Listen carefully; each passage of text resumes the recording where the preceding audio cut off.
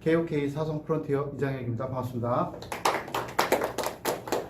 자, 오늘 처음 이 방송을 보시는 분들을 위해서 이러한 내용을 가지고 말씀을 드리겠습니다. 일단 이 회사의 경영진들이 어떤 사람들이 이 회사를 끌고 가고 있는지 경영진에 대한 이야기를 먼저 드릴게요. 굉장히 중요하죠. 그리고 KOK 플랫폼에 대해서 말씀을 드리고요. 또 KOK 토큰 도대체 어떤 건지 간단하게 언급해드리고 KOK 비전, 앞으로 어떠한 비전을 가지고 이 회사가 나아갈지에 대해서 말씀을 드리도록 하겠습니다. 자, 현재 KOK 경영진들인데요. 여기 보시면 김판종 CEO님께서 현재 KOK CEO십니다. 여러분들 검색해 보시면 아시겠지만 김판종 CEO님께서는 현재 미디움이라는 회사의 CEO시죠. 그리고 공인이시기 때문에 여러분들이 구글이나 네이버 검색창에 이름만 치셔도 이분에 대해서 잘 나옵니다. 그리고 그 밑에 있는 CSO 박윤성 씨예요. 이분은 카이스트 나오시고 삼성전자 출신이시죠. 이제 KOK의 기술적인 부분들 계속해서 담당하고 계십니다. 그리고 CFO 재정 담당 CEO고요. 그리고 CA 기술 책임자라고 생각하시면 되는데요. KOK가 처음에 시작했을 때 최영규 박사님께서 그때 초창기 경영진이셨습니다. 그리고 미디움 인수합병 이후에 현재는 CA로 활동하고 계신데요. 이분은 이제 서울대 나오시고 삼성전자 또 나오셨고요. 미국의 반도체 기업인 엔비디아의 연구소장까지도 하셨고요. 현재 KOK의 블록체인과 관련된 또 메인넷을 개발하고 계십니다. 아마 한국에서 굉장히 유명한 분이시고요. 또 구글이나 네이버 검색창에 치셔도 이분에 대한 자세한 이력이 나옵니다. 그리고 CEO, 운영 담당 경영진이라고 생각하시면 되고요. 이분은 이제 IBM 나오셨네요. 그리고 CPO, 관리나 이러한 마케팅 담당 경영진이라고 생각하시면 됩니다. 그래서 이분들은 다 보시는 바와 같이 다 전문가다라는 말씀을 드립니다. 현재 KOK는 전 세계 커뮤니티센터가 계속 늘어나고 있는데요. 2년 정도 된 회사입니다. 그런데 전 세계 약 140개국에 회원이 진출되어 있고요. 그리고 약 50만 명의 약 액티브 회원들이 있다. 이렇게 생각하시면 됩니다. 자, 그런데요. 잘 생각해보세요. 2년밖에 안 된 회사가 어떻게 코로나 때문에 외국도 나가지도 못하는데 어떻게 이렇게 많은 나라에 50만 명 정도의 액티브 회원이 생길 수 있었을까요? 바로 여기 답이 써있죠. 이 회사는요. 총 8개 언어로 플랫폼 서비스가 진행이 됩니다. 무슨 얘기냐면요. 한국에 있어도 언어 지원이 8개가 되다 보니까 전 세계 사람들을 다 회원가입을 시킬 수 있는 그런 회사예요. 자, 그런데 여기 보시면 회사가 초창기 때는요. 중국의 진안에 이 100층짜리 빌딩에서 이렇게 KOK가 전체적으로 이렇게 홍보가 된 시절도 있었어요. 그런데 최근에는 어디에서 홍보하고 있죠? 바로 여기죠. 여기 어디죠? 미국, 그죠? 뉴욕의 맨하튼 거리죠? 거기에 타임스퀘어에 이렇게 KOK가 현재 메인 광고가 되고 있어요. 처음에는 3개월 정도 광고하려고 시작을 했었는데 8개월을 연장해서 아마 내년까지 계속해서 광고가 될 것 같습니다. 이제 KOK가 본격적으로 글로벌 채널을 늘리기 위해서 이렇게 외국에서도 광고 활동을 하고 있다는 말씀을 드립니다. 회사의 플랫폼에 대해서 말씀을 드릴게요. 자, 이제 세상은요, 플랫폼 경제에서 프로토콜 경제화 된다는 얘기 아마 들으셨을 겁니다. 프로토콜 경제라는 말은 사실은 2008년도에 사토시 나카모토에 의해서 비트코인이라는 게 세상에 나왔죠. 그 기술은 블록체인화된 기술이죠. 각각의 노드가 그죠? 분산 원장 기술에 의해서 탈중앙화 방식으로 운용되다 보니까 이 코인 경제가 만들어지기 시작하게 됩니다. 이 코인 경제가 만들어지다 보니까 이제 이 프로토콜 경제화되는 세상이 열렸어요. 자, 그렇다면 우리가 플랫폼 경제가 뭐고 프로토콜 경제가 뭔지에 대해서 간단한 사례를 통해서 좀 말씀을 좀 드리도록 하겠습니다. 먼저 택시 회사죠. 우버와 이스라엘에 있는 라주주 회사를 좀 비교를 해볼 텐데요. 자, 우버 택시 회사는요, 이 드라이버들에게 프로그램을 통해서 차량 정보를 제공을 하죠. 예, 여러분들 다 아시는 내용입니다. 그러면 게스트는 서비스를 요청을 해요. 그러면 드라이버가 게스트를 원하는 장소까지 운송 서비스를 제공합니다. 맞죠? 그러면 게스트는 드라이버에게 비용을 지불을 해야죠. 예, 그 나라 화폐로 지불을 합니다. 그러면 비용을 지불을 하면요. 드라이버는 80%를 가져가고요. 그리고 프로그램을 제공했던 플랫폼을 제공했던 우버는 약 20% 정도의 수수료를 취합니다. 이게 현재 미국에 있는 우버의 경제, 플랫폼 경제 정책이죠. 자, 그렇다면 이스라엘은 어떨까요? 똑같은 드라이버고요. 이스라엘의 라주주는 드라이버에게 차량 정보를 제공하고 게스트 서비스 요청에서 운송 서비스를 제공받는 것까지 똑같습니다. 그렇죠? 그런데 다른 게 뭐냐면요. 라주주는 코인을 발행을 해요. 그래서 그 코인을 화폐처럼 사용하게끔 채널을 만들었죠. 그래서 게스트는 드라이버에게 코인을 지불합니다. 비용으로. 그게 다른 거예요. 자, 그렇다면 예를 들어 볼게요. 자, 만약에 게스트가 드라이버에게 운송 서비스를 제공받고 지불되는 비용이 약 10,000원이라고 합시다. 그러면 10,000원을 지불을 하고 우버 기사는 8,000원을 취하겠죠. 80%니까. 그리고 우버 회사는 20%에 2,000원을 스스로로 가져갑니다. 이게 그죠? 현재의 시스템이라면 코인 경제에서 만들어지는 거는 어떻게 되냐면 라주주가 만든 프로그램 사용해서 손님이 10,000원이 아니라 9,000원을 지불을 하게 되는 거예요. 주주 토큰으로. 그 다음에 9,000원을 드라이버가 다 가져갑니다. 그리고 회사는 가져가는 게 없어요. 자, 그렇다면 보세요. 회사는 우버 같은 경우 회사 20%를 가져가는데 라주주는 회사 가져가는 게 없죠. 그럼 회사의 이익은 뭐가 될까요? 여기 써 있어요. 네. 회사의 이익은 자, 이겁니다. 자, 특이한 거는요. 우버 같은 경우에는 중앙 통제형 방식이라는 거고 라주주 같은 경우에는 이 개인 간 거래에 대해서 관여를 하지 않아요. 회사가 전혀 관여하지 않습니다. 그냥 시스템화 되어 있어요. 그런데 라주주 같은 경우에는 토큰을 발행을 했죠. 주주 토큰을 발행을 했고요. ICO로 진행을 했어요. 그럼 회사로 돈이 들어오겠죠. 그 돈을 가지고 운영비로 사용을 하고요. 그 다음에 사용자가 점점 많아지면 그 주주 토큰의 가치가 어떻게 될까요? 올라가겠죠. 거기에서 돈을 버는 거예요. 그래서 이제는 과거의 이런 플랫폼 경제 시스템에서 토큰화되면서 이제는 이스라엘 라주주 같은 이런 토큰 경제 시스템으로 지금 현재 바뀌어가고 있다는 거죠. 그래서 프로토콜 경제라는 얘기가 나온 거예요. 이러한 토큰 정책을 피다 보니까 이제는 어떤 일이 벌어지냐면 우리 같은 평범한 사람들도 그죠? 주주 토큰을 가지고만 있다면 어떻게 될까요? 그 가치가 올라가서 그죠? 네. 돈을 벌 수 있는 시스템이 만들어진 거예요. 그게 이제 프로토콜 경제라고 할 수가 있죠.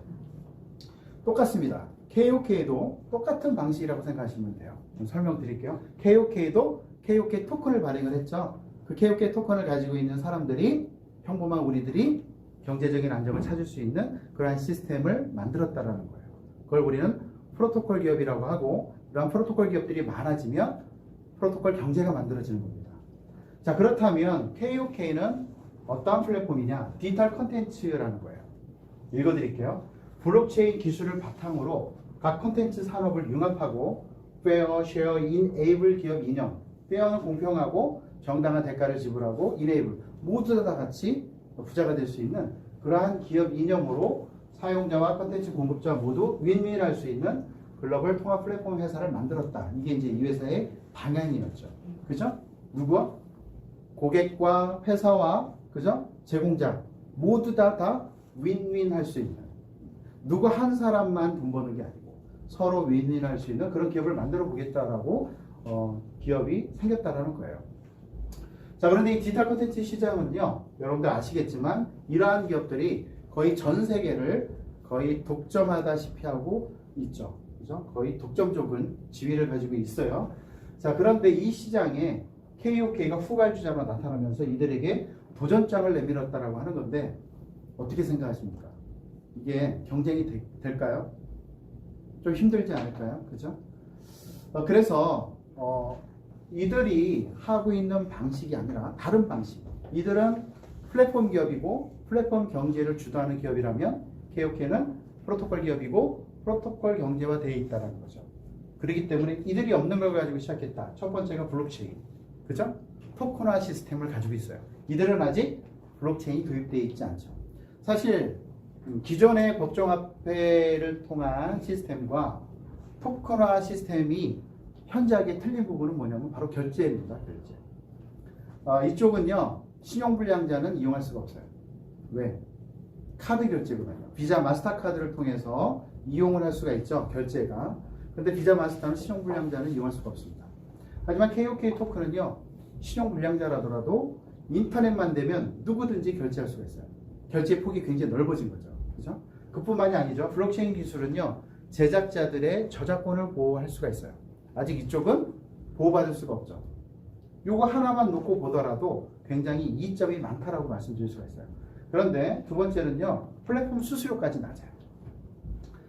KOK는 플랫폼 수수료를 회사가 취할 수 있죠. 어떤 사람들에게? 제작자들에게. 여기 보시면 게임, 영화, 드라마, 음악 같은 엔터테인먼트 기업들이 있을 거예요. 그러한 기업들과 계약을 맺게 됩니다. 그죠? 만약에 어떤 기업이 게임을 개발을 해서 KOK 플랫폼에다 올려놨어요. 그러면 거기에서 발생된 매출에 대해서 KOK는 5%에서 10%밖에 떼가지 않는다는 거예요. 하지만 구글 같은 경우에는 30%. 이러한 기업들은 아예 공개하고 있지 않다는 거죠. 결국 무슨 얘기냐면 제작자들이 자기 돈 들여서 제품을 그죠? 개발을 해서 올려놨는데요. 돈은 이들 업체들이 많이 취한다는 거예요. 하지만 KOK는 회사가 가져가는 게 적다라는 거죠. 그러다 보니까 제작자들이 충분히 돈을 벌 수 있는 환경을 만들어준다는 거예요. 이게 또 다르고요. 이제 가장 중요한 건 바로 이건데요. 수익의 구조가 달라요. 이들은 기업이 모든 이익을 거의 다 취합니다. 다 가져가죠. 우리들은 뭐예요? 우리들은 돈 쓰는 사람들. 우리들은 소비자일 뿐이지 우리들에게 돈을 주지는 않아요. 하지만 KOK와 함께 하시면 우리는 소비자임과 동시에 돈을 벌 수 있는 사람이기도 합니다. 그죠? 그게 바로 프로토콜 기업이죠. 이러한 장점을 가지고 회사가 시작을 했다는 얘기예요. KOK 플랫폼은요, 모든 것들은 다 모바일 서비스입니다. 핸드폰으로 모든 게 다 되죠. 지금은 그런 세상을 살고 있잖아요. 자, 핸드폰인데요. 핸드폰으로 회원가입을 하시고요. 무료 회원가입입니다. 그 다음에 로그인을 하셔서 모든 예능, 드라마, 영화, 게임, 웹툰, 쇼핑몰 다 이용할 수가 있고요. 그리고 회원가입을 하실 때는 두 가지 방법으로 하실 수가 있어요. 첫 번째 방법은 추천인 코드가 있는 링크를 통해서 가입할 수가 있고, 그 다음에 두 번째는 플레이스토어의 검색창에 KOK라고 치면 보라색 예쁜 어플이 나옵니다. 그걸 다운로드 받아서 회원가입을 하실 수가 있어요. 그런데 주의사항이 한 가지가 있습니다. 추천인 코드를 통해서 링크로 가입하시면 프로토콜 기업이라고 했죠. 네. 뭔가 보상에 대한 공유가 발생을 합니다. 하지만 추천인 코드 없이 플레이스토어에서 그냥 가입하면 어떻게 될까요? 보상에 대한 토큰 보상에 대한 이 기회가 없어져요. 그래서 KOK 같은 경우에는요, 추천인 코드 없이도 가입이 됩니다. 그래서 이러한 부분들 우리가 프로토콜 기업의 혜택을 받기 위해선 우리가 추천인 코드를 통해서 가입해야 된다는 걸 여러분들 잊으시면 안 됩니다. 로그인을 하시면요, 첫 화면은 항상 이렇게 피드라는 화면이 뜨고요. 이 피드는 회사가 만들어지고 지금까지 모든 정보가 여기에 다 있어요. 굉장히 다 투명하게 공개가 되어 있기 때문에 여러분들께서 들어가서 꼭 보시길 바라겠습니다. 그런데 이 코인이라는 거, 토큰이라는 게 참 어려워요. 굉장히 어려운 용어들이 많고 신종어들이 계속해서 나오고 있습니다. 근데 여러분들 공부하라고 하면 굉장히 힘들죠. 걱정하지 마십시오. 여기 보시면 슬기로운 화폐 생활이라고 해서 굉장히 어려운 그런 용어들 굉장히 풀어서 쉽게 회사가 설명을 하고 있어요. 그래서 뭐 도미넌스가 뭔지, 거버넌스가 뭔지, NFT가 뭔지, 디파이가 뭔지, DID가 뭔지, 스마트 컨트랙트가 뭔지 이러한 부분들에 대해서 여러분들이 충분히 공부할 수 있는 많은 내용들이 있습니다. 꼭 보시길 바랄게요. 그리고 컨텐츠 좀 설명을 드리면요. 이렇게 맛있는 녀석들 아시죠? 이렇게 TV 컨텐츠 같은 경우에는 다양한 컨텐츠들이 현재 계약을 통해서 들어와 있어요. 여러분들이 보시면 되는데요. 유료 서비스도 있고 무료 서비스도 있습니다. 여기 보시면 0.33 KOK라고 되어 있죠. 이거는 KOK가 만든 KOK 토큰이 있어요. 그 토큰으로 유료 결제로 볼 수 있다는 거고, 프리라고 되어 있는 건 공짜로 볼 수 있는 거예요. 그래서 여러분들이 보시면 되고요. 그리고 이렇게 게임들이 있어요.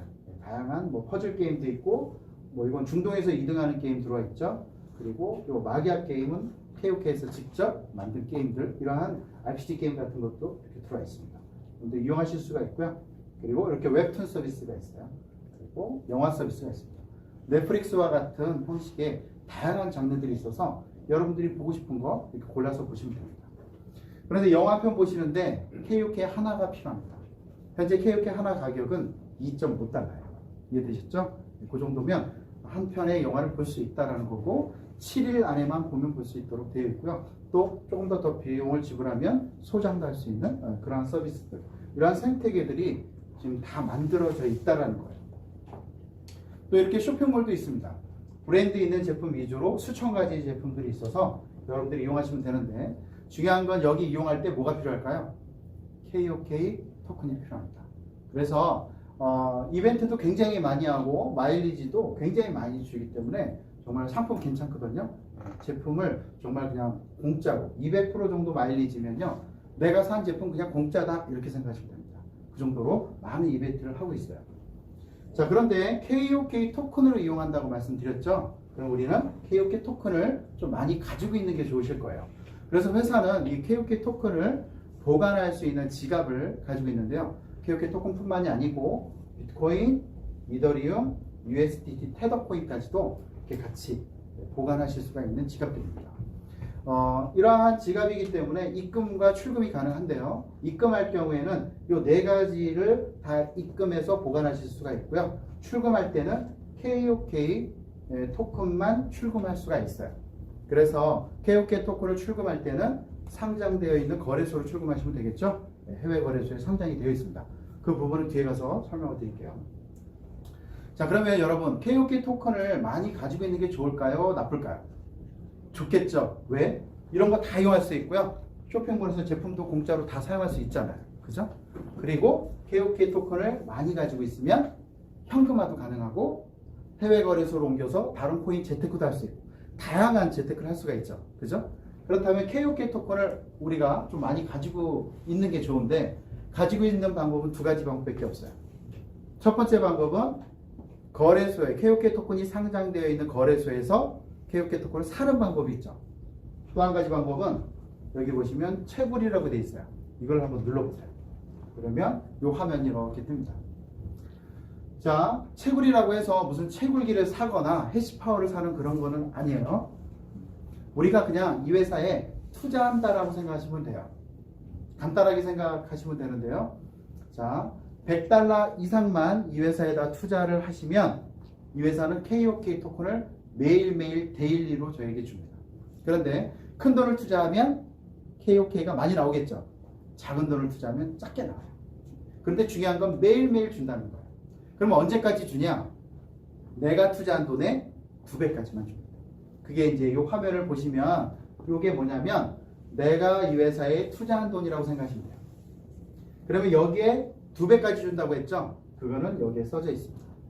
이미 내가 투자한 돈의 2배를 받을 수 있는 게 여기 다 써져 있어요. 그 앞에 있는 건 뭐냐면 지금까지 내가 KOK 토큰을 받은 누계 금액이 이렇게 달러로 표시가 되어 있는 겁니다. 자, 그래서 이 보라색 게이지가 처음에 시작할 때는 여기에 있어요. 그러다가 받는 게 점점 많아지면 어떻게 될까요? 쭉 와서 여기 끝까지 가는 거죠. 끝까지 갔다는 얘기는 약속된 금액을 다 받은 거죠. 맞나요? 네. 그러면 만기가 되는 겁니다. 그래서 그 다음 날부터 KOK가 안 나와요. 이해되셨죠? 자, KOK가 안 나온다. 그러면 선택하셔야죠. 그만할지 더 할지. 맞나요? 네. 그만할래? 나 이제 그만할래? 다 받았으니까 2배. 그리고 그만한다 그러면 여기 해지가 있습니다. 해지 버튼을 누르시면, 자, 중요한 겁니다. 해지 버튼 누르시면요, 지금까지 받은 거 2배 내가 다 받았죠? 네. 지갑에 들어가 있어요. 그런데 내가 투자한 돈 있죠? 이 투자 금액을 돌려줍니다. 이게 좋은 거죠. 그죠? 내가 투자한 돈까지 다 돌려준다는 거예요. 해지 수수료 5% 떼고 돌려드립니다. 그러면 잘 생각해 보세요. 시스템적으로요. 내가 투자한 돈을 돌려줘요. 근데 만기가 되지 않고 언제든지 해지 버튼을 누르면 내가 찾을 수 있습니다. 1주에서 2주 뒤면 여러분들 출금 주소로 그 지갑으로 KOK 토큰이 가도록 되어 있어요. 시스템적으로. 그러면 잘 보세요. 내가 투자한 돈도 돌려주고 투자한 돈 대비해서 이러한 2배까지 그죠? 보상을 준다면 손해자가 있을까요? 없을까요? 피해를 끼치는 사람이 있을까요, 없을까요? 시스템적으로요, 내가 투자한 돈을 돌려주기 때문에 절대 손해자가 발생할 수가 없어요. 피해자가 발생할 수 없는 시스템. 유일한 리스크는 뭘까요? 유일한 리스크 하나 있어요. 회사 망하는 겁니다. 유일한, 이 시스템적으로 봤을 때 유일한 리스크는 회사 망하는 거예요. 그러면 회사만 망하지 않으면 시스템적으로 손해가 발생하지 않으니 회사만 망하지 않으면 피해자는 없겠네요. 맞나요? 그러면 우리가 처음 이 사업을 검토하시는 분들은 하나만 검토하면 게임이 끝나는 거죠. 이 회사가 망할 것 같은지 안 망할 것 같은지만 여러분들이 검토만 된다면 시스템적으로는 전혀 손해가 발생할 수 없는 시스템이라는 거예요. 이해되셨죠? 자, 그렇다면 어떤 분은 그만하려고 해서 해지를 하는 사람도 있겠지만 어떤 분은 난 계속해서 KOK 토큰을 받고 싶어, 그런 분들도 있으실 거예요. 그럴 경우에는 금액을 늘리시면 돼요. 투자 금액. 그러면 내가 투자한 거에 대해서는 받고 있지만 금액을 늘리는 거에 대해서는 또 2배가 또 늘어나겠죠? 그래서 만기가 없습니다. 이해되셨죠? 이러한 시스템으로 완성도가 굉장히 높은 시스템을 가지고 있는 그런 회사라는 거예요. 자, 그러면 이런 또 의문이 있어요. 어떤 분이 도대체 이 회사는 수익의 재원이 뭐냐? 어디에서 돈을 벌어서 우리들에게 보상을 주냐? 이게 이제 굉장히 궁금해하시죠. 이 회사는 정확하게 수익의 재원이 이렇게 4가지 모델을 가지고 있습니다. 회사가요, 광고가 있어요. 그 다음에 여러분들 게임 하시면요, 인위적으로 광고를 또 볼 수밖에 없게끔 만들어 놨어요. 연세 있으신 분들은 클릭하는 거가 돈이 아니라고 생각하죠. 데이터가 돈이 아니라고 생각하시죠? 아닙니다. 데이터가 돈이고요. 여러분들이 클릭하는 게 다 돈이에요. 그러한 것들이 광고 수익으로 약 35% 정도를 회사의 수익이 발생을 합니다. 그리고 쇼핑몰 운영하면서 약 15% 정도의 수익이 발생을 하고요. 컨텐츠 쪽 약 45%, 지금 굉장히 높죠. 왜? 회사가 개발하고 있는 것들이 있고요. 또 저작권을 인수한 것도 있습니다. 그러면서 이쪽 수익이 현재는 제일 높습니다. 그 다음 파이낸스 5%, 수수료 사업인데요. 지금은 좀 작아요. 근데 회사가 현재 한국 경제에도 신문이 났지만 메인넷을 개발하고 있거든요. 그 메인넷이 개발이 되게 되면 회원 간 거래하는 모든 수수료가 KOK 재단으로 들어가게끔 되어 있습니다. 그래서 향후에는 이쪽 파이낸스 수수료 사업 쪽은 굉장히 커질 걸로 그렇게 기대가 됩니다. 향후 이제 미디움과 인사병 이후에 이 수익의 재원이나 비즈니스 모델은 조금 더 변경이 될 걸로 그렇게 보입니다. 그 정도 이해하시면 되고요. 이 회사가 만약에 1, 2년 하고 그만둘 회사라면 아마 ICO를 했을 겁니다. ICO가요, 돈을 모으기 제일 좋은 방법입니다. 코인 만들어 놓고 일반인들에게 코인을 판매하면요, 회사로 바로바로 현금이 들어옵니다. 현금 유동성이 너무 좋아지는 거예요. 가장 쉽게 사업하는 방법이거든요. 그런데 ICO를 진행하지 않았다라는 건 회사 경영진들의 그 숨은 뜻을 여러분들 아셔야 돼요. ICO 진행했다가 무너진 회사가 많다 보니까 KOK도 잘못될 수 있잖아요. 그러니까 사전 차단을 해버린 거예요. 아예 ICO를 진행하지 않은 거죠. 대신 POP 어퍼링 방식을 채택했어요. 이거는 최영기 박사님께서 만들어 놓으신 신종어입니다. 참여 증명 방식. 참여해라. 누구나 다 참여해라. $100 이상만 낼 수만 있으면 다 참여하세요. 그들에게 KOK를 드리겠습니다. 그거 가지고 경제적인 안정을 찾으세요. 이렇게 시작했다는 거예요. 그런데 이 POP 어퍼링 방식이 완전히 성공했죠. 그렇다면 유저를 도대체 몇 명을 확보할 것이냐? 1억 명으로 출발합니다. 첫 시작부터. 결국은 1억 명이라는 것은 회원 유치 자체가 한국 시장이 아니라는 거죠. 전 세계를 무대로 시작을 했다는 거예요. 처음부터. 그렇다면 1억 명을 어떻게 모으냐? 3단계 확산 계획을 아예 처음부터 만들고 시작했다는 거예요. 첫 출발은 프론티어입니다. 프론티어는 개척자라는 뜻이에요. 어떤 개척자냐면 소개, 구정 광고를 통해서 소개를 통해서 회사를 알려보자라고 시작했다라는 거예요. 물론 처음에는 손가락질 당했어요. 너희들도 다 그런 회사 아니야? 하면서 아마 처음에 시작했던 분들, 2년 전에 시작했던 분들은 굉장히 힘들었을 것 같아요. 그렇게 취급을 당하면서 했으니까요. 근데 지금 2년이 지난 이 시점에서 KOK를 이렇게 손가락질 하기에는 너무 많은 정보와 너무 많은 업종, KOK를 통해서 역사를 만들어가고 있는 사람들이 너무나 많기 때문에 지금은 그렇게 함부로 손가락질할 수 없습니다. 처음엔 굉장히 힘들었다라. 하지만 첫 시작을 프론티어의 힘으로 시작을 해서 성공한 케이스예요. 두 번째 확산 계획은요, 탑티어 거래소 상장입니다. KOK 토큰을 전 세계 사람들에게 알리기 위한 제일 좋은 방법은 메이저급 거래소에 상장을 할 수만 있다면, 그러면 굉장한 홍보 효과가 있을 겁니다. 그래서 KOK는 처음부터 지금까지 무려 상장 거래소가 6개 정도의 거래소에 상장이 되어 있어요. 메이저급 거래소와 자율상장 거래소 포함해서 6개입니다. 여러분, 만약에요, 어떤 회사를 선택할 때 물론 경영진도 중요한데요, 여러분들이 실수를 하지 않으려면 KOK 같은 이런 토큰 코인이 어떤 거래소에 상장되어 있는지를 잘 검토하시면요, 답이 딱 나옵니다. 수많은 기업들이 토큰과 코인을 만들어 놓고 사기를 많이 쳤죠. 근데요, 사기를 안 당하려면 거래소 반드시 검토하셔야 되는데요, 팁을 말씀드릴게요. 대부분 지금까지의 경험에 의하면 사기를 쳤던 사람들, 그러한 기업들은 자체 거래소일 확률이 높습니다. 근데요, 일반인들은 이용할 수 없는 회원들만 이용하는 자체 거래소, 그걸 가지고 있는 기업들, 잘못될 확률이 굉장히 높습니다. 최근에도 그러한 기업이 또 잘못됐죠. 그러한 기업들은 여러분들 선택하시면 안 돼요.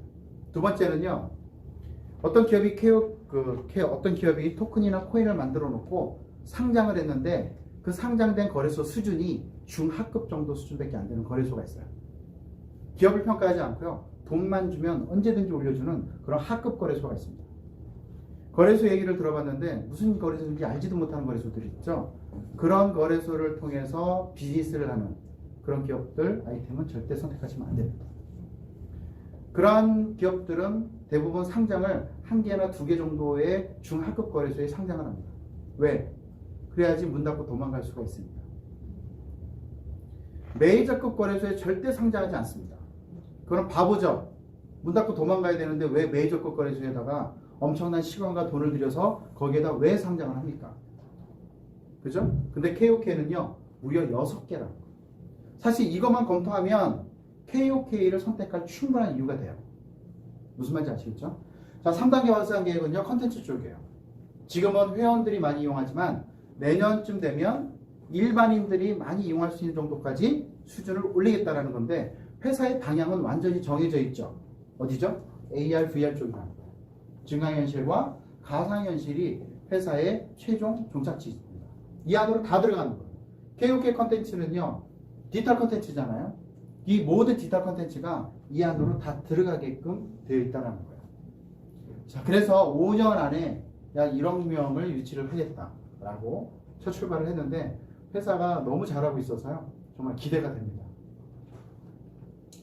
자, KOK 토큰에 대해서 좀 말씀을 드릴게요. 총 발행량은요, 50억 개. 그 중에 15억 개만 시장에 유통이 됩니다. 그러면 35억 개가 남죠? 35억 개는 회사는 이 15억 개의 물동량을 맞추는 것과 소각용으로 사용한다고 했어요. 자, 그런데 좀 전문 용어를 사용하겠습니다. 어쩔 수 없어요.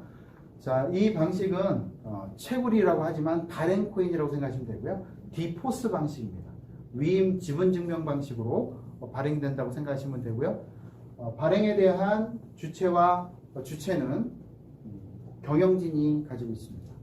그래서 5년 동안에 1차년도에 5억 개, 2차년도 4억 개, 3억 개, 2억 개, 1억 개 이렇게 5년 동안에 15억 개가 발행이 되고, 그리고 이 15억 개에 대해서 경영자들이 발행을 해서 우리들에게 준다, 이렇게 생각을 하시면 될 것 같습니다.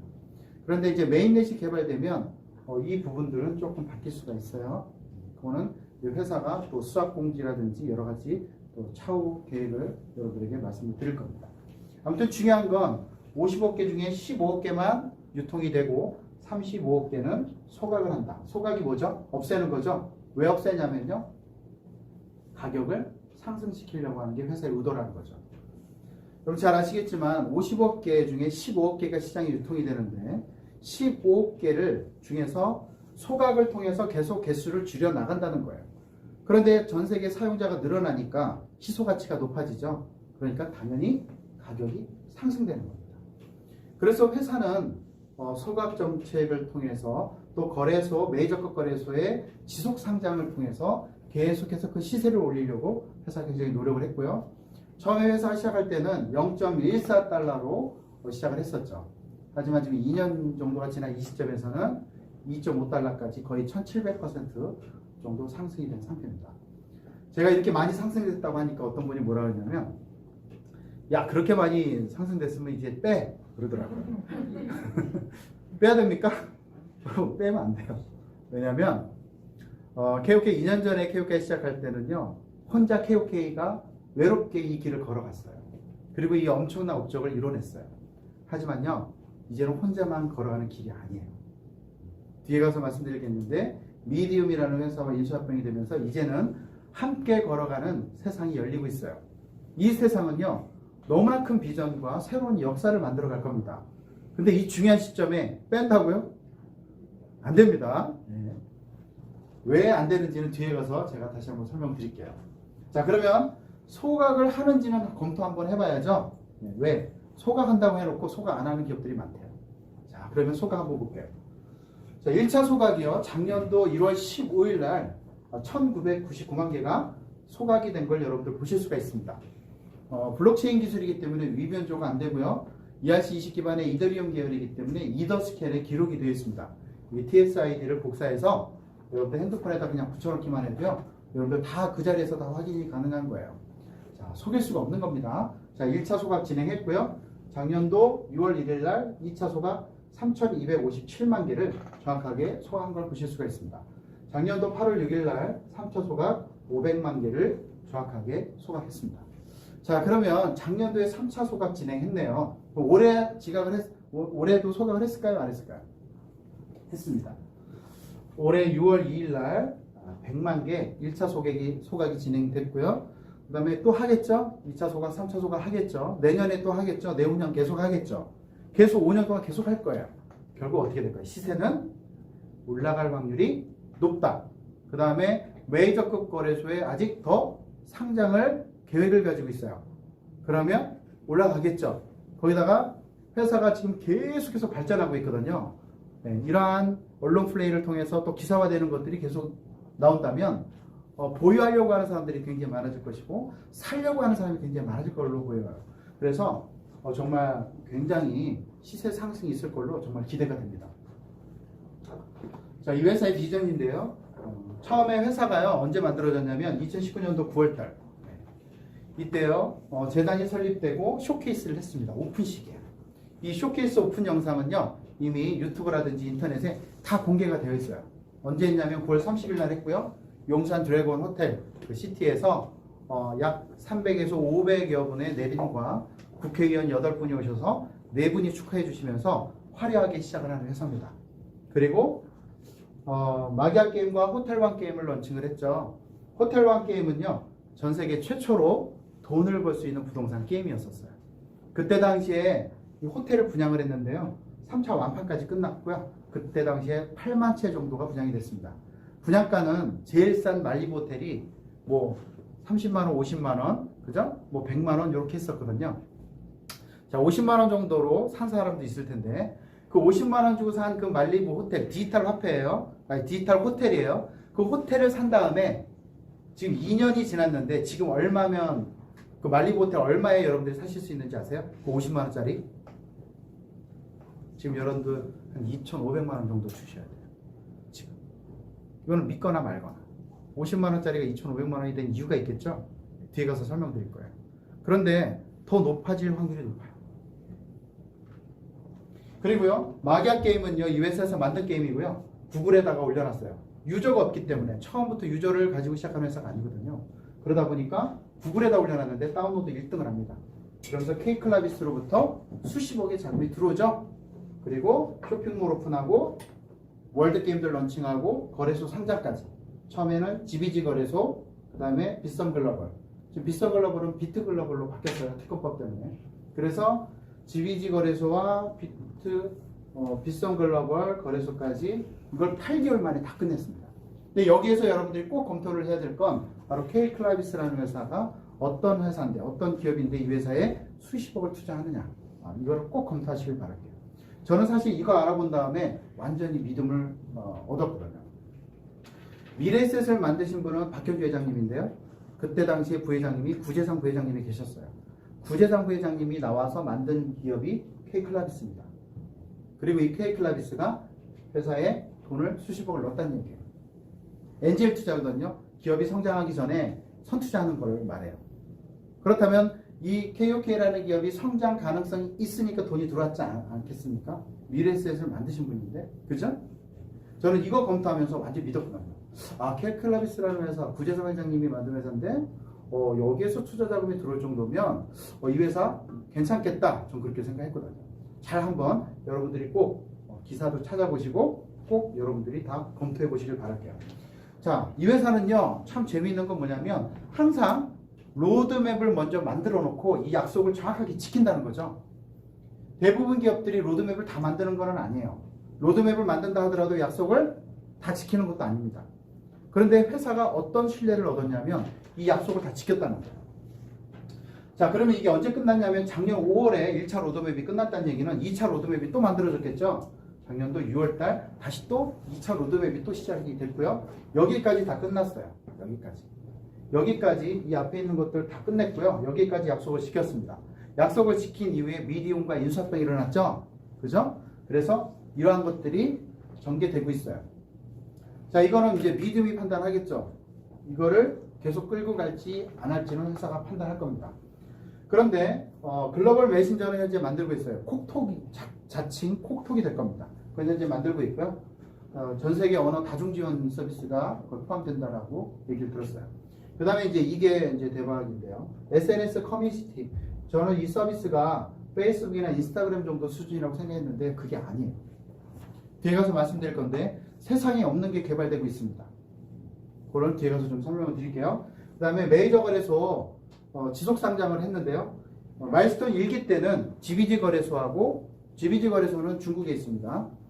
그 다음에 홍콩에 있는 빗성글로벌에 상장을 했어요. 마일스톤 1기 때. 2기 때는요. 비트렉스라는 거래소에 3차 상장을 합니다. 비트렉스는 제가 2016년도부터 코인 공부를 시작했다고 했는데요. 그때 당시 전 세계 1등 거래소가 비트렉스였었어요. 현재 여기에 KOK 토큰이 상장이 되어 있는 상태입니다. 그리고 네 번째 거래소는요. 쿠코인 거래소입니다. 아시는 분들 많이 있으실 텐데요. 현재 전 세계 5위 정도 되는 굉장히 높은 순위권에 있는 거래소예요. 4위도 찍고 그랬습니다. 왔다 갔다 합니다. 근데 5위 정도 수준에는 이미 KOK 토큰이 들어가 있는 거죠. 사실 이 두 거래소만 검토해도요. KOK를 안 할 이유가 없어요, 여러분. 그런 이상한 회사와 같은 비교를 하시면 안 됩니다. 그리고 재밌는 건 뭐냐면요. 5번째 거래소인데요. 홍콩에 있는 핫빛 거래소라고 있습니다. 한국에도 핫빛 코리아가 있어요. 근데 이 핫빛 거래소는요. 자율상장됐습니다. 자율상장이라는 건 뭐냐면 재단과 협의하지 않고 거래소 자체적으로 코인과 토큰을 그냥 올려주는 거예요. 자율적으로. 비트코인, 이더리움, 리플 같은 라이트코인 같은 이런 코인들은요. 재단과 협의하지 않았을 거예요. 그냥 다 자율상장이에요. 왜? 거래소에 도움이 되기 때문에 그래요. 그 코인을 올려서 회사도 거래소도 수수료를 먹고 살아야 되죠. 근데 그 수수료로 충분한 수입이 될 수 있는 안정된 코인은 자율상장을 해줍니다. 그런데 놀랍게도 홍콩에 있는 핫빛 거래소에서 KOK 토큰을 자율상장해 줬다는 거예요. 믿을만 하니까. 그죠? 그 다음에 6번째 몽골에 있는 거래소까지 현재 KOK 토큰이 자율상장된 겁니다. 자율상장을 스타트했기 때문에 이제 앞으로 수많은 거래소에서 KOK 토큰을 자율상장을 해줄 걸로 정말 기대가 됩니다. 그 다음에 회사는요, 여기서 끝나지 않고 메이저급 거래소에 또 준비 중에 있어요. 저는 어딘지는 알고 있는데, 아마 그게 되면, 전 세계에 이제 정말 발칵 뒤집힐 것 같고요. 더 이상의 상장은 무의미할 것 같습니다. 자, 아까 말씀드렸죠? 더 빅데이터되고 더 많은 용량이 계속 거대해지면 질수록 속도와의 전쟁이 시작된다. 그래서 미디움이 KOK를 인수했다. 인수합병이 일어났습니다. 조중동, 조선일보, 동아일보, 중앙일보 다 실렸어요. 여러분들 검색해보시면 다 나옵니다. 이로써 지금요, 이게 언제 인수합병이 일어났냐면 올해 4월에 일어났어요, 여러분. 이제 역사적인 순간이 올해 4월에 일어난 겁니다. 미디움은 왜 KOK를 인수했을까요? 왜 KOK는 그걸 받아들였을까요? 왜 서로 인수합병이 일어났을까요? 이유가 있죠. 미디움은 5년 된 회사예요.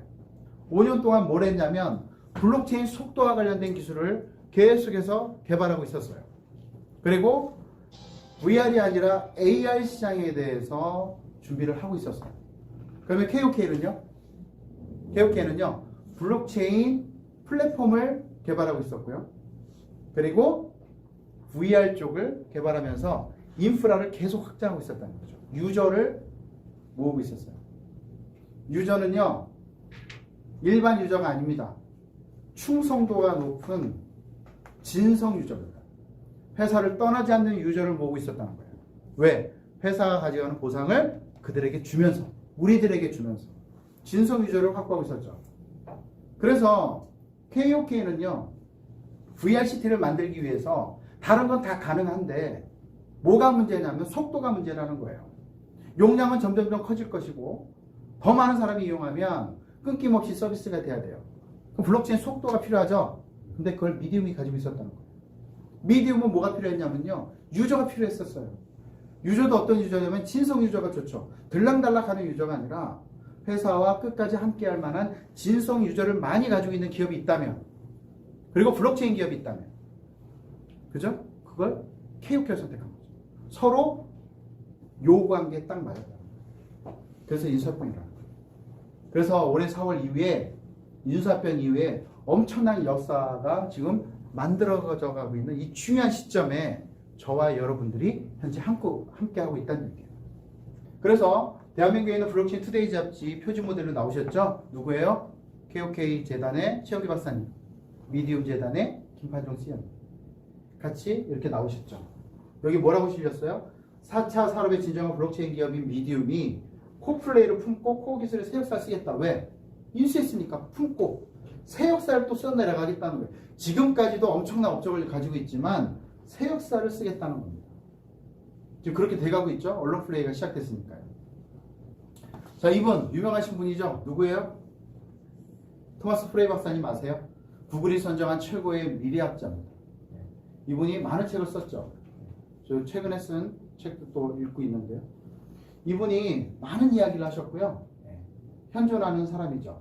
미래산업 18가지 이걸 발표하셨고, 미래는 이 18가지로 세상이 송두리째 바뀔 거라고 하셨고, 이걸 연구해라, 이걸 개발을 하라고 했습니다. 세상이 일로 가고 있으니까. 그래서 놀라지 마세요. 이분이요, KOK에 들어오셨다. 자, 읽어드릴게요. 이 기사는요, 2021년 7월 9일 기사입니다. 미래학자 토마스 프레이 박사가 글로벌 컨텐츠 플랫폼 코플레이의 기술 공문으로 합류했다라는 기사입니다. 그러면서 저번 달 8월달 2020년 8월달 블록체인 투데이 잡지 표준 모델로 나오시면서 여기에 또 이렇게 실렸어요.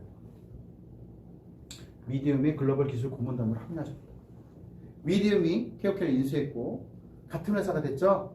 그러면서 이렇게 전 세계 유명한 석가까지도 들어오고. 자, 이분이 페이스북이나 마이크로소프트, 애플로 가지 않고 왜 미디움으로, 왜 KOK와 합류했을까요? 블록체인 속도 때문에 그래요. 세상은요, 더욱더 빅데이터되고, 그죠? 더 거대해진다는 거죠. 핸드폰도요, 느리면 사용 안 하죠. 인터넷도 느리면 사용합니까? 그럼 메타버스, 가상세계는 느리면 사용할까요? 아니랍니다. 느리면 사용 안 합니다. 소비자로부터 외면당해요. 그런데 블록체인 속도의 기술이 전 세계 최고의 속도를 가지고 있는 미디움이기 때문에 이런 석학이 들어와 계시는 거예요. 대한민국에 있는 수많은 기업들이 이미 미디움의 기술을 갖다 쓰고 있죠. 삼성, SDS, LG CNS, SK CNC, 한국전력공사, 조폐공사, 마이크로소프트 수많은 공기업들까지도 현재 미디움의 기술을 쓰고 있다는 거죠. 검증 끝난 거 맞지 않나요? 대한민국에서 대표적인 대기업 하면 삼성, LG, SK 아닌가요? 이들이 뭐가 아쉬워서 미디움의 기술을 같이 쓰고 있을까요? 이 블록체인 속도는 그렇게 쉽게 빠르게 개발할 수가 없다는 거예요. 거기에다가 시간과 노력을 허비하느니 차라리 갖다 써서 그걸 가지고 다른 걸 개발하는 게 효율이 더 높다라는 거 아니겠어요? 무슨 말인지 아시겠어요? 이미 미디움이 이쪽 분야에서 블록체인 속도와 관련돼서는 이미 너무 많이 앞서가 있다는 거죠. 그런데 미디움은요, 전 세계 사람들이 아직 잘 모릅니다. 왜? 5년밖에 안 됐고 그동안 개발 활동을 했기 때문에 언론 플레이를 하지 않았거든요. 잘 공개가 되어 있지 않는 기업이에요. 그런데 삼성, LG, SK는 알아보고 쓰고 있다는 얘기죠. 그러면 전 세계에 있는 다른 기업들은 가만히 있을 것 같으세요? 미디움을 이제 알게 되면 전 세계에 있는 수많은 유사한 기업들이 미디움과 MOU를 체결하려고 달려들 확률이 높다고 저는 생각합니다. 왜? 그 블록체인 기술은 이들만 필요한 게 아니거든. 4차 산업혁명의 아이템을 연구하고 있는 모든 기업들은 속도가 빨라야 됩니다. 아마 미디움이 엄청나게 도약할 확률이 높아요.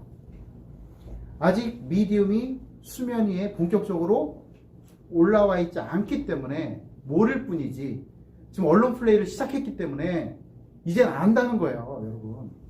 토마스 프레이 박사님이 들어온 거 그 하나만으로도 이미 엄청난 이슈가 되고 있습니다. 근데 그분과 비슷한 레벨에 있는 사람들이 계속 들어온다면 어떻게 될까요? 잘 생각해 보세요.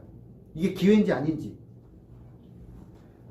너무 기분 좋은 거는요, 대한민국이 맨 꼭대기에 있다는 게 참 기분 좋은 것 같아요. 자, 한국 사람들 참 열심히 일하는 민족 아닙니까? 혹시 인생 대충 살아오신 분 계세요? 정말 치열하고 열심히 살아오지 않으셨나요?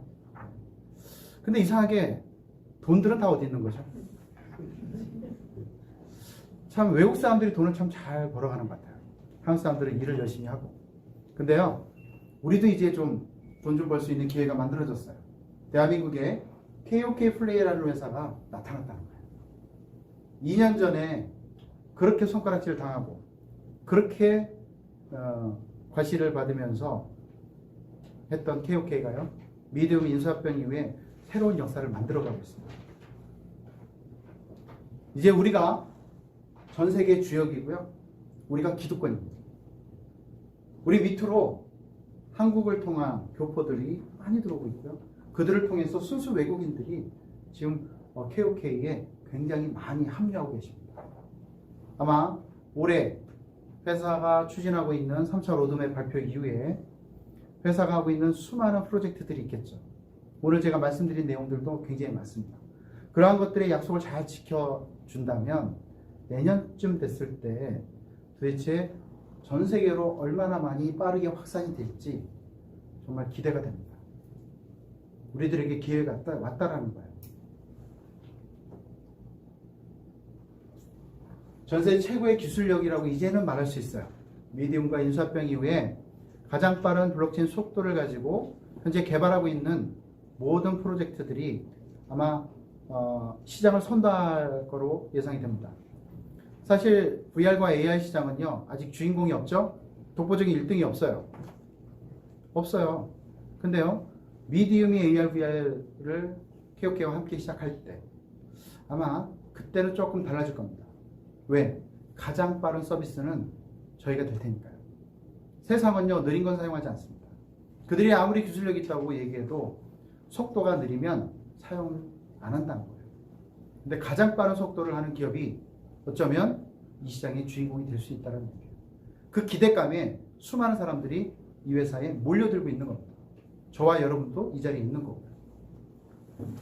안정적인 소득이 발생할 수가 있어요. 왜? 이 회사는 프로토콜 기업입니다.